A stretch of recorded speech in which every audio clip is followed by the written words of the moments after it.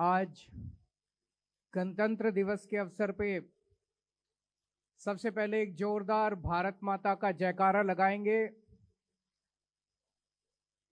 सब लोग मुट्ठी बंद करेंगे, हाथ ऊपर करेंगे और दिल से बोलेंगे, भारत माता की, भारत माता की, इनकलाब, इनकलाब, वंदे वंदे।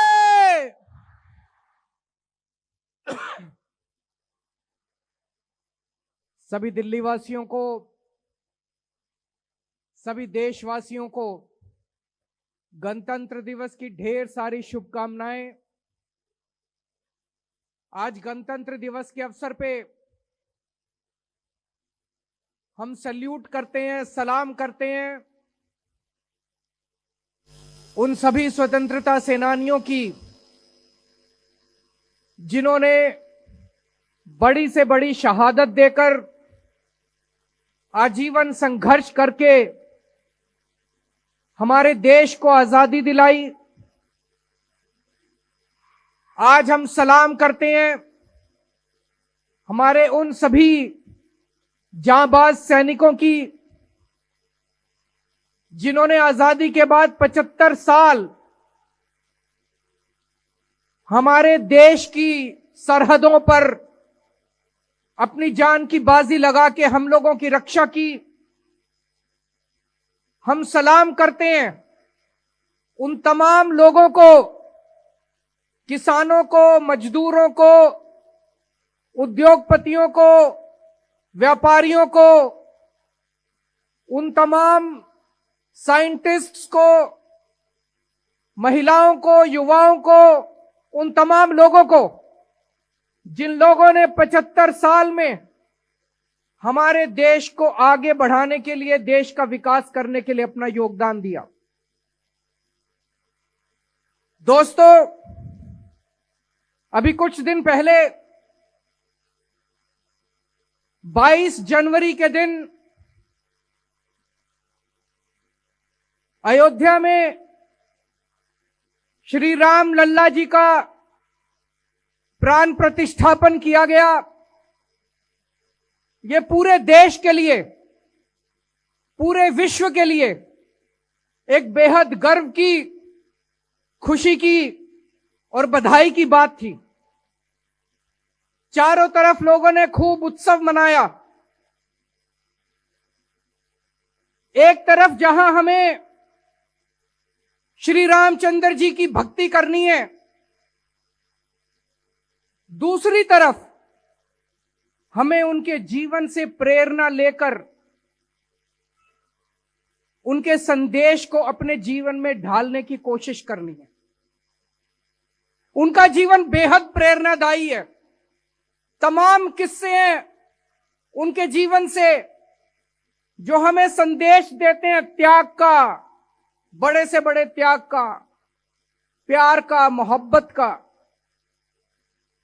हम सब जानते हैं किस तरह से अपने पिताजी के एक आदेश के ऊपर, अपने पिताजी के कहने पे अपना तमाम राजपाट त्याग करके वो वनवास चले गए। कल सुबह भगवान राम का राज्याभिषेक होने वाला था। अयोध्या के अंदर तमाम तैयारियां कर ली गई थी। सभी अयोध्यावासी हर्षोल्लास में झूम रहे थे। सभी अयोध्यावासी बहुत खुश थे कि कल सुबह भगवान राम अयोध्या के राजा बनेंगे। सब लोग तैयार थे। अचानक शाम के वक्त भगवान राम के पास संदेशा आता है कि दशरथ जी आपको अपने कमरे में बुला रहे हैं।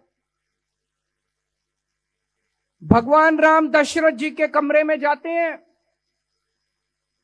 वहां देखते हैं कि दशरथ जी बहुत दुखी मन से बैठे हैं।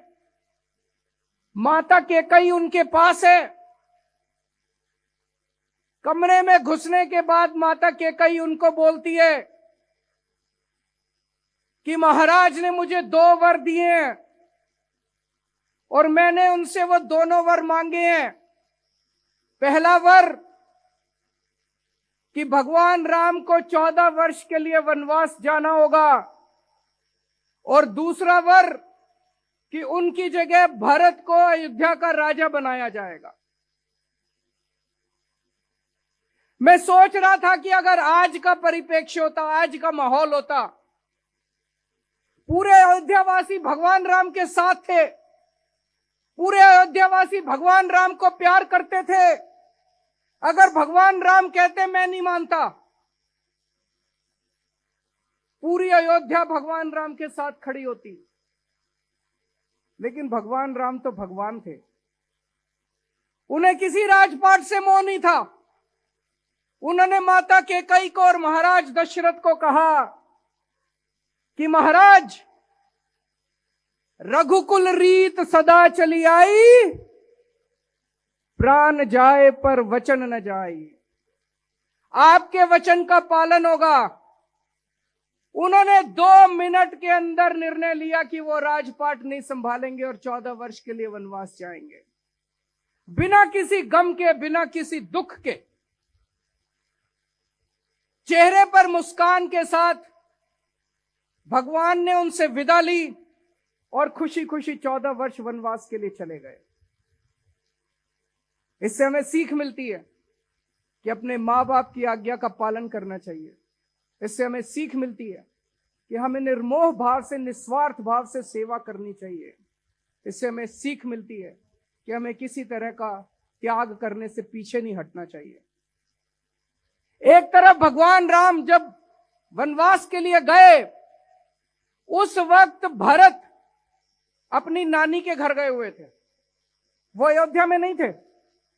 जब भरत लौट के आए और उन्हें पता चला कि उनकी माता कैकेयी ने महाराज दशरथ को कह के भगवान राम को 14 वर्ष के लिए वनवास भेज दिया,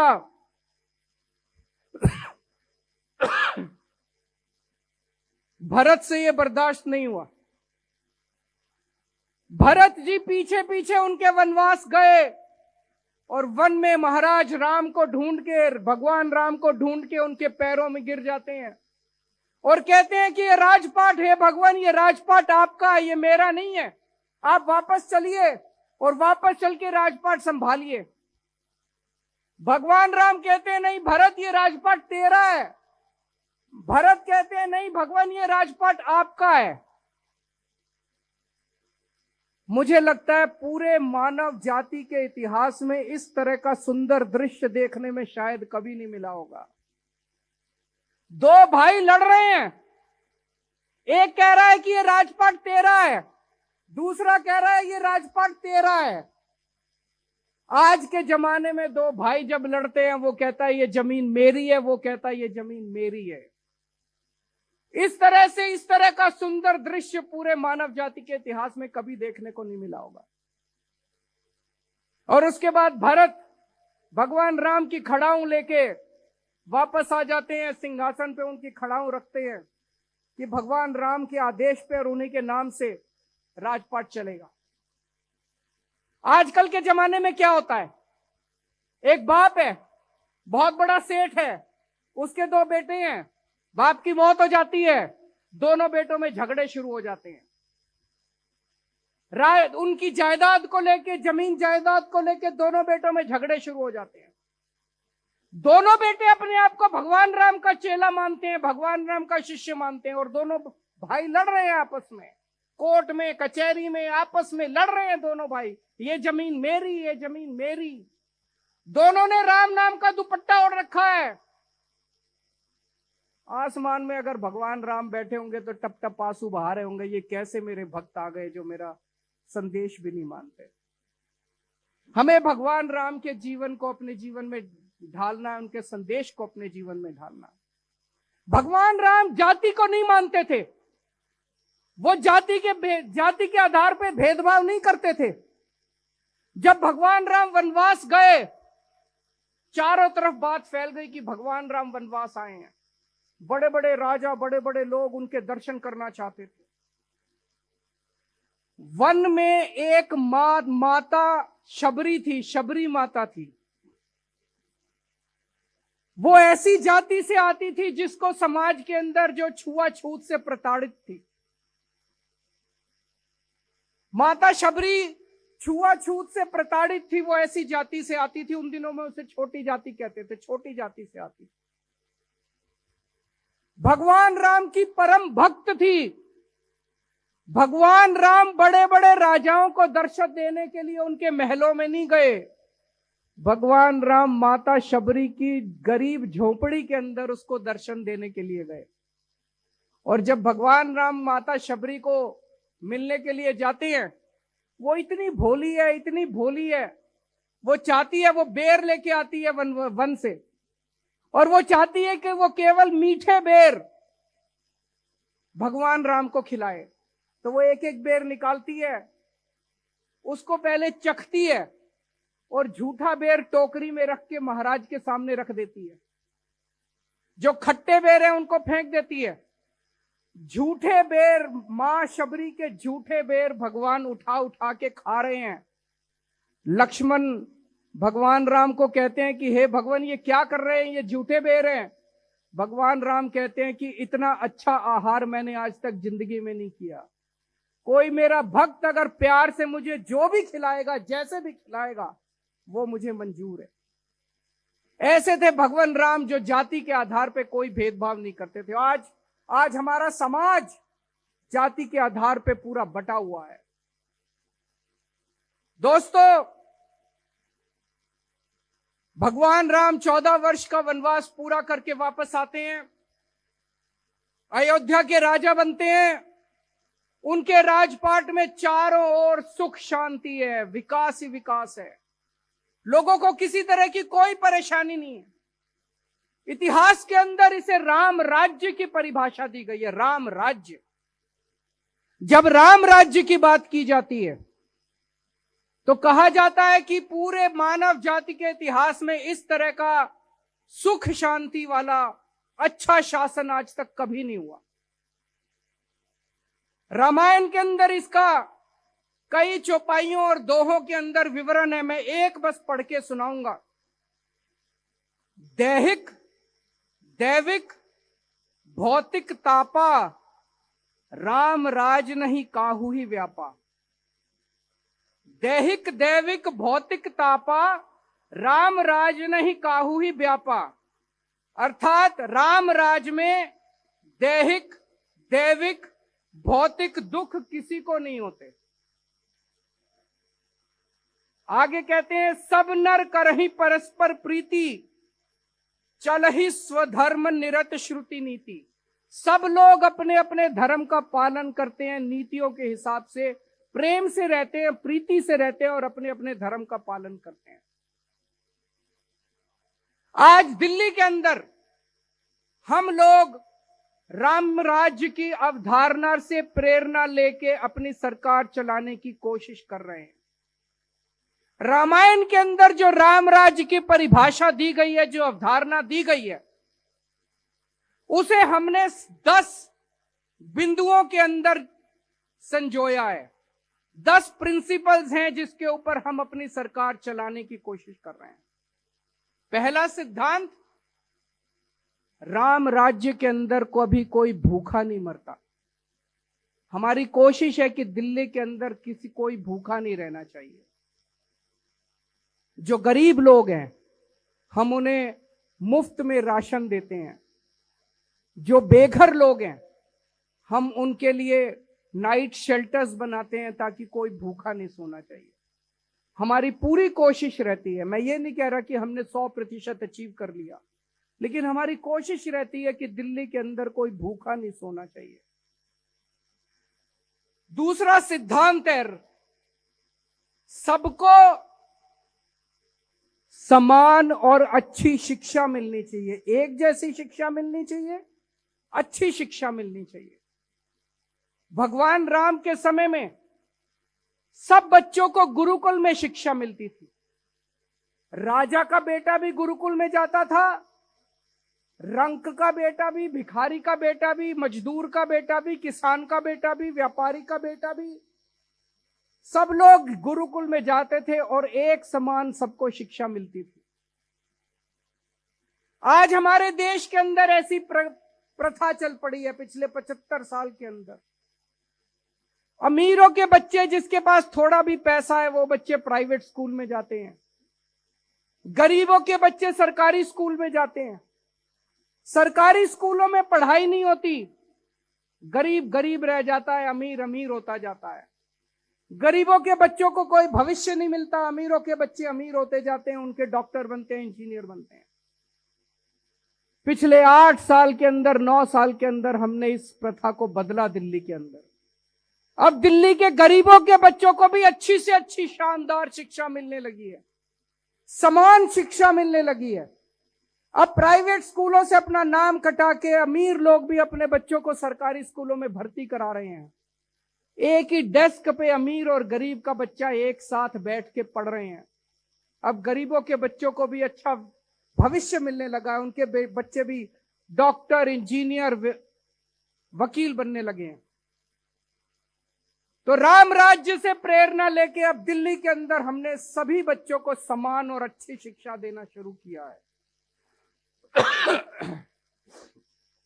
तीसरा सिद्धांत, अगर कोई बीमार हो जाए तो सबको समान और अच्छा इलाज मिलना चाहिए। पैसे के अभाव में किसी का इलाज रुकना नहीं चाहिए। पैसे के अभाव में, इलाज के अभाव में किसी की मौत नहीं होनी चाहिए। पहले जैसे पूरे देश के अंदर है, गरीब आदमी सरकारी अस्पताल में जाते हैं, सरकारी अस्पताल में इलाज के नाम पे कुछ नहीं होता। अमीर लोग प्राइवेट बड़े बड़े 5 स्टार अस्पतालों में जाते हैं। गरीबों के पास पैसा नहीं है। आज इलाज इतना मुफ्त हो गया कि प्राइवेट में चले जाओ, सारी जमीन जायदाद बिक जाती है। दिल्ली के अंदर हमने सरकारी अस्पतालों को शानदार बनाया, मोहल्ला क्लिनिक खोले, पॉली क्लिनिक खोले, अब महिलाओं के मोहल्ला क्लिनिक खोल रहे हैं, सारी दवाइयां फ्री की, सारा इलाज मुफ्त किया। आज दिल्ली के अंदर सभी लोगों को, चाहे अमीर हो चाहे गरीब हो, समान और अच्छा इलाज मिलना चालू हुआ है। अभी बहुत कुछ करना बाकी है। मैं जब ये सारी बातें बोल रहा हूं, इसका मतलब ये नहीं कि हमने बिल्कुल आइडियल सब कुछ अच्छा कर दिया, लेकिन उस दिशा के अंदर काफी बड़े काम हुए हैं। चौथा सिद्धांत, 24 घंटे बिजली आनी चाहिए। और अगर कोई गरीब है तो उसको भी बिजली मिलनी चाहिए, उसके पास अगर पैसे नहीं है बिजली देने के। आज बिजली कोई ऐशो आराम की चीज नहीं है। बिजली भी आज नेसेसिटी है। बिना बिजली के गरीब आदमी का भी इलाज नहीं चलता।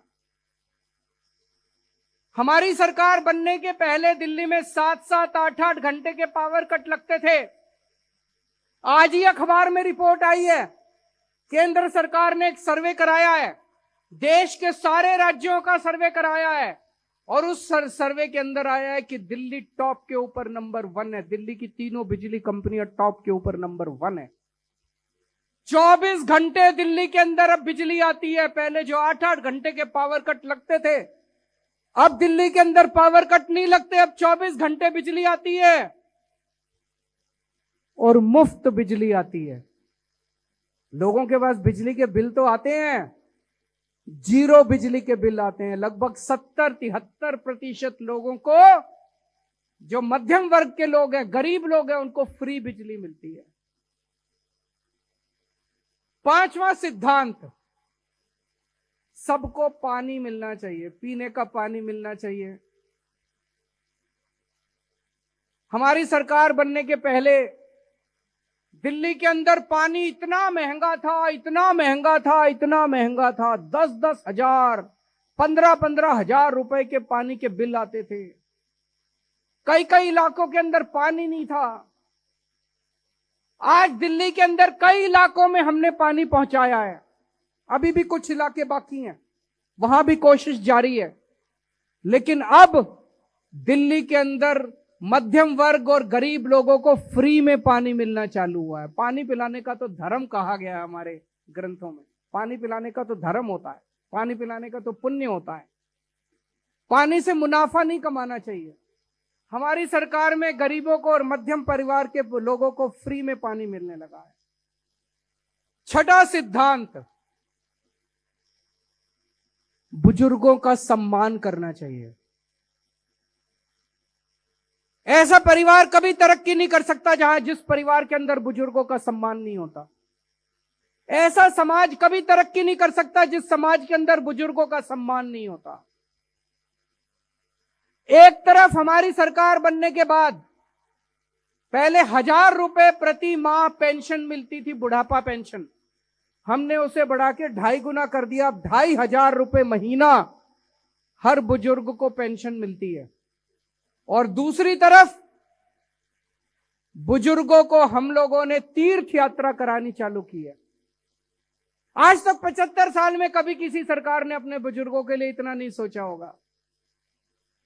हम अपने बुजुर्गों को रामेश्वरम लेके जाते हैं, शिरडी महाराज बाबा के यहां लेके जाते हैं, पुरी जी लेके जाते हैं, हरिद्वार ऋषिकेश लेके जाते हैं, द्वारकाधीश लेके जाते हैं, अयोध्या जी लेके जाते हैं। ऐसे 12 स्थान हैं जहां पे हम उनको तीर्थ यात्रा कराने के लिए लेके जाते हैं।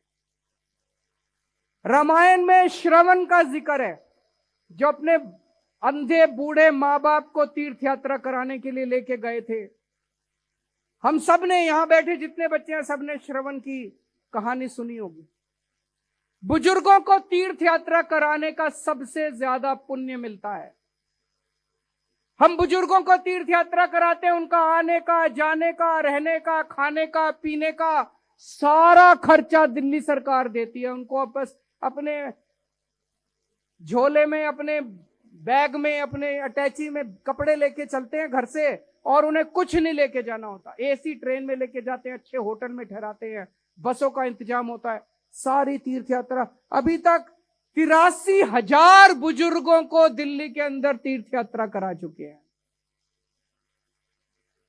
और अब चूंकि अयोध्या जी में श्री राम लल्ला जी का प्राण प्रतिष्ठा हुआ है, बहुत लोगों की इच्छा आ रही है कि हमें अयोध्या जी में श्री राम लल्ला जी के दर्शन करने जाना है। तो हम कोशिश करेंगे ज्यादा से ज्यादा ट्रेन जो जाती हैं उनको हम अयोध्या जी लेके जाएं। 7वां सिद्धांत है, हर व्यक्ति सुरक्षित महसूस होना चाहिए। महिलाओं की सुरक्षा बेहद जरूरी है। महिलाएं अपने आप को सुरक्षित महसूस करें। दिल्ली में कानून व्यवस्था हमारे पास नहीं है, दिल्ली में पुलिस हमारे पास नहीं है, लेकिन जो कुछ हमारे पास है हम उसके अंदर अपनी कोशिश करते हैं कि जो कुछ हम कर सकते हैं हम करें। पूरे दिल्ली के अंदर आज सीसीटीवी कैमरों का इतना बड़ा नेटवर्क बन गया है, इतना बड़ा नेटवर्क बन गया है। सीसीटीवी कैमरे से लोग अपने आप को सुरक्षित महसूस करते हैं। जो अपराधी है उन्हें डर रहता है कि अगर हम कोई गलत काम करेंगे तो हम पकड़े जाएंगे। और सीसीटीवी के माध्यम से दिल्ली पुलिस आज बड़े बड़े अपराधों को सॉल्व करने में सक्षम हो रही है। आपको जान के खुशी होगी कि आज केवल मात्र 7-8 साल के अंदर हमने दिल्ली के अंदर इतना बड़ा सीसीटीवी कैमरों का नेटवर्क बना दिया, जो दुनिया के अंदर सबसे ज्यादा सीसीटीवी कैमरे आज दिल्ली के अंदर हैं। New York, Washington, Tokyo, London, Paris, Canada, कोई दुनिया का शहर ले लीजिए, हर शहर से ज्यादा सीसीटीवी कैमरे दिल्ली के अंदर है। सबसे ज्यादा डेंसिटी सीसीटीवी कैमरे की आज दिल्ली के अंदर है। उसी तरह से हमने कोशिश की है कि रात के वक्त स्ट्रीट लाइट्स, कोई स्ट्रीट लाइट नहीं होनी चाहिए। जो डार्क एरियाज हैं वहां पे स्ट्रीट लाइट्स लगवाने का प्रयास किया गया है। अभी भी कुछ एरियाज ऐसे हैं डार्क एरियाज, वहां भी लगवा रहे हैं, लेकिन पूरी दिल्ली के अंदर डार्क एरियाज को चिन्हित करके सब जगह स्ट्रीट लाइट्स लगाने का प्रयास किया गया है। 8वां सिद्धांत, सबसे जरूरी सिद्धांत, रोजगार। आज बेरोजगारी इतनी ज्यादा फैल गई है, बच्चे डिग्रियां ले लेके घूम रहे हैं, उनके पास रोजगार नहीं है, और बिना रोजगार के घर का खर्चा नहीं चलता। घर कैसे चलेगा? बेरोजगारी आज देश के सामने सबसे बड़ी समस्या बन गई है। उसको दूर करने के हमने कई प्रयास किए। एक तरफ दिल्ली सरकार कई तरीके से कई लोगों को रोजगार दे रही है, सरकारी कई नौकरियां निकल रही हैं, हमने ढेरों मोहल्ला क्लिनिक खोले, उनमें लोगों को रोजगार मिला। हमने door step delivery of services किया, उसमें लोगों को रोजगार मिला। हमने ढेरों नए स्कूल खोले, उसमें युवाओं को रोजगार मिला। ढेरों रोजगार मेलों का आयोजन किया गया, जहां पे कंपनियों को बुलाया गया, युवाओं को बुलाया गया, वहां पे युवाओं को रोजगार मिला। जॉब पोर्टल बनाया गया, उस जॉब पोर्टल पे लगभग 10 से 12 लाख नौकरियां निकली, वहां पे बच्चों को रोजगार मिला। एक आकलन के मुताबिक पिछले 9 साल में लगभग 12 लाख युवाओं को दिल्ली के अंदर हमारे प्रयासों से रोजगार दिया जा चुका है। लेकिन हमारी शिक्षा व्यवस्था के अंदर कुछ तो करना पड़ेगा। आज हम BA, BCom, BLE, BLLB, BSc करके निकलते हैं हमारे बच्चे, उनको नौकरियां नहीं मिलती, नौकरियों के लिए घूमते रहते हैं, डिग्री हाथ में लेके नौकरियों के लिए घूमते रहते हैं। यह शिक्षा व्यवस्था अंग्रेजों ने बनाई थी क्लर्क पैदा करने के लिए। हमने दिल्ली के अंदर, दिल्ली के स्कूलों में एक प्रयास किया बिजनेस ब्लास्टर्स प्रोग्राम का, एंटरप्रेन्योरशिप क्लासेस का। हमने 11वीं और 12वीं के बच्चों को बिजनेस करना सिखाया, उनको प्रोजेक्ट दिए, और आज आपको जान के ताज्जुब होगा कि लगभग 2.5 लाख बच्चों की 50,000 टीम्स दिल्ली के सरकारी स्कूलों में अलग अलग अपने अपने आइडियाज के ऊपर काम कर रही है। छोटे छोटे बिजनेस शुरू करे उन्होंने। 50,000 टीम्स ने, 2.5 लाख बच्चों की 50,000 टीम्स ने छोटे छोटे आइडियाज उन्होंने शुरू किए। कोई कुछ कर रहा है, कोई कुछ कर रहा है, कोई कुछ कर रहा है। आज अगर आप हमारे सरकारी स्कूल के बच्चों से पूछो, हर बच्चा आपको यही कहेगा कि मैं पढ़ाई पूरी करने के बाद नौकरी देने वाला बनूंगा, नौकरी लेने वाला, नौकरी मांगने वाला नहीं बनूंगा। हर बच्चा इस भावना से भरा हुआ है। अब हमें ये बिजनेस ब्लास्टर्स प्रोग्राम कॉलेजों के अंदर शुरू करेंगे इस साल से। इस साल बजट के अंदर उसका प्रावधान किया जाएगा, और कॉलेज से पास आउट होने वाले बच्चों को ये प्रोजेक्ट शुरू करने की प्रेरणा दी जाएगी कि पास आउट होने के 1 साल पहले से आप कॉलेज में रहते रहते अपने छोटे छोटे बिजनेस आइडियाज के ऊपर काम करना चालू करो। एक टीम अगर एक बिजनेस आइडिया पे काम करती है तो कम से कम 8 से 10 और बच्चों को नौकरी देती है। अगर हमने ये भावना बच्चों में भर दी कि मुझे बिजनेस करना है, मुझे धंधा करना है, निकलने के बाद मुझे नौकरी मांगनी नहीं है, मुझे नौकरी देने वाला बनना है, मुझे लगता है कि हमारे देश के अंदर रोजगार की समस्या दूर हो सकती। एक और बात है, अक्सर हम सुनते हैं भारत को हमें $3 ट्रिलियन इकोनॉमी बनाना है, भारत को हमें $4 ट्रिलियन इकोनॉमी बनाना है, भारत को हमें $5 ट्रिलियन इकोनॉमी। बहुत अच्छी बात है, हमें भारत को $5 ट्रिलियन इकोनॉमी बनाना चाहिए।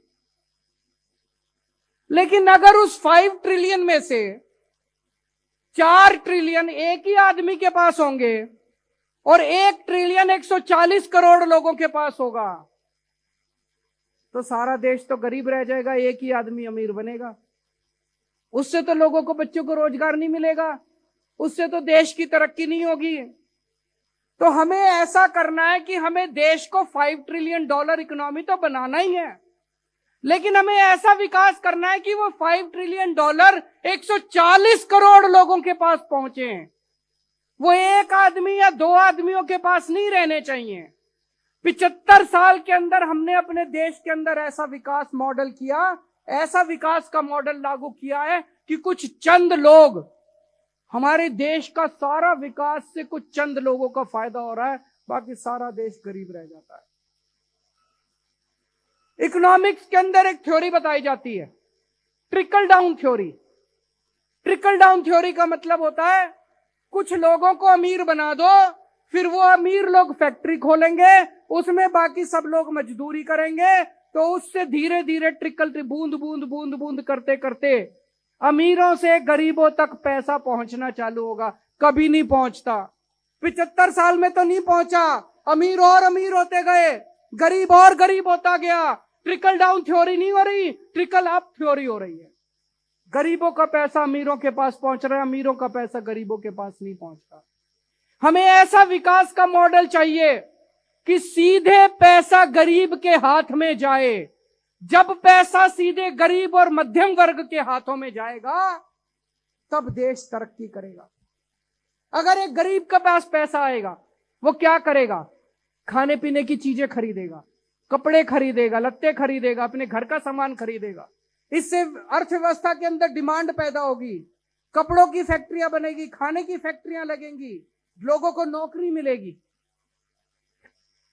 जब हमारी दिल्ली में सरकार बनी, हमने सरकार बनने के बाद एक काम किया, हमने दिल्ली के अंदर मिनिमम वेज, न्यूनतम भत्ता उस वक्त 9,000 रुपए होते थे, हमने उसे तुरंत बढ़ा के 14,000 कर दिया। अब 18,000 हो गया। 14,000 कर दिया, 50% बढ़ा दिया। कई लोगों ने मुझे गालियां दी उस टाइम। कई लोगों ने कहा कि केजरीवाल जो कर रहा है इससे व्यवसाय बंद हो जाएंगे, व्यापार बंद हो जाएंगे, फैक्ट्रियां बंद हो जाएगी, उनको घाटा हो जाए। कुछ नहीं हुआ, किसी का व्यापार बंद नहीं हुआ, किसी की फैक्ट्री बंद नहीं हुई। लेकिन जनता के हाथ में, गरीबों के हाथ में, मजदूर के हाथ में पैसा आने लगा। और जब मजदूर के हाथ में पैसा आने लगा तो वो मजदूर पैसे खर्च करता है। जब मजदूर पैसे खर्च करता है, गरीब आदमी, मध्यम वर्ग का आदमी पैसे खर्च करता है, उससे डिमांड पैदा होती है। और जब डिमांड पैदा होती है तो अर्थव्यवस्था में तरक्की होती है। राम राज्य की अवधारणा का हमारा 9वां सिद्धांत, महंगाई। महंगाई कम करनी पड़ेगी। आज महंगाई ने लोगों का घर बर्बाद कर दिया। लोगों के घर का खर्चा नहीं चल रहा, आमदनी नहीं बढ़ रही, लेकिन खर्चे बढ़ते जा रहे हैं। लोगों के घर का खर्चा नहीं चल रहा। आज मैं दिल्ली का मुख्यमंत्री होने के नाते दिल्ली वालों को कहना चाहता हूं कि जो जो कदम हमने उठाए हैं, मुझे आज ये कहते हुए बहुत खुशी हो रही है कि केंद्र सरकार के एक सर्वे के सर्वेक्षण के मुताबिक, जो भी आया है थोड़े दिन पहले, पूरे देश में सबसे कम महंगाई दिल्ली के अंदर है। सबसे कम महंगाई दिल्ली में महंगाई दर है 2.95%, 3% है महंगाई दर दिल्ली में। यूपी में 5.5%, महाराष्ट्र में 6%, हरियाणा में 7%, गुजरात में 7% और राष्ट्रीय स्तर के ऊपर 6% और दिल्ली में 3%। पूरे देश में जितनी महंगाई है उससे आधी महंगाई दिल्ली के अंदर है।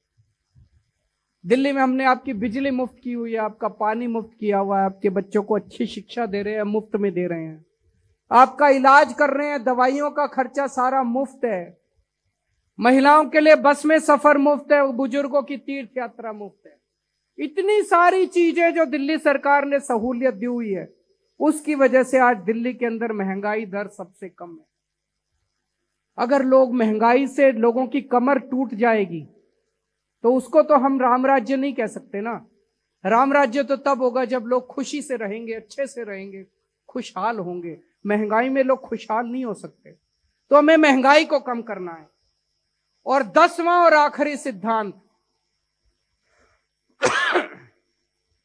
भगवान ने सबको बराबर बनाया है, चाहे इस धर्म का हो, चाहे उस धर्म का हो, चाहे इस जाति का हो, चाहे उस जाति का हो, चाहे अमीर हो, चाहे गरीब हो, चाहे युवा हो, चाहे बुजुर्ग हो, सब बराबर है।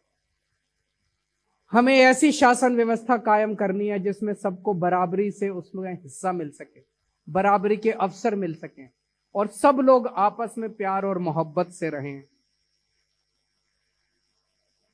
जैसा मैंने बताया, आने वाले समय में हम कोशिश करेंगे ज्यादा से ज्यादा लोगों को अयोध्या जी में दर्शन कराने के लिए लेके जाने की। एक तरफ जहां हमें भगवान श्री राम की भक्ति करनी है, दूसरी तरफ अपने अपने तरीके से, अपने अपने जीवन में आप जो कुछ भी कर रहे हैं, आप डॉक्टर हैं, आप जनता की सेवा कर सकते हैं, आप सफाई कर्मचारी हैं, आप अपना काम अच्छे से कीजिए, आप जो भी काम, जहां भी काम, जो भी काम कर रहे हैं, अपना अपना काम समाज के लिए अच्छे से कीजिए। हमें मेहनत से, ईमानदारी से, देशभक्ति से काम करना है, समाज के लिए काम करना है और साथ साथ भगवान राम की भक्ति करनी है। मुझे पूरा यकीन है कि अगर हम भगवान राम के बताए हुए रास्ते पे चलेंगे तो भारत को दुनिया का नंबर 1 देश बनाने से इस दुनिया की कोई ताकत नहीं रोक सकती।